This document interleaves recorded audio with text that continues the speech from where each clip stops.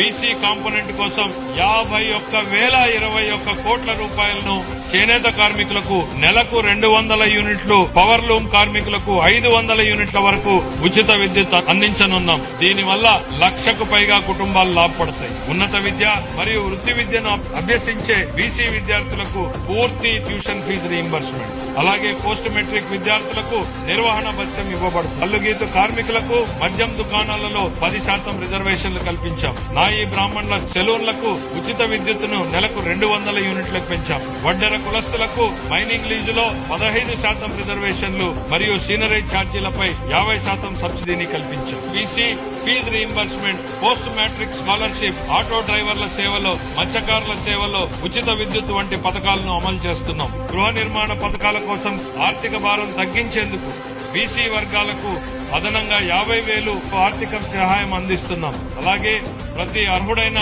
కుటుంబానికి పీఎంఏవై గ్రామీణ పథకం కింద ఇళ్లను మంజూరు చేస్తాం. 26-27 ఆర్థిక సంవత్సరానికి గృహ నిర్మాణ శాఖకు 6,357 కోట్ల రూపాయల కేటాయింపును ప్రతిపాదిస్తున్నాం.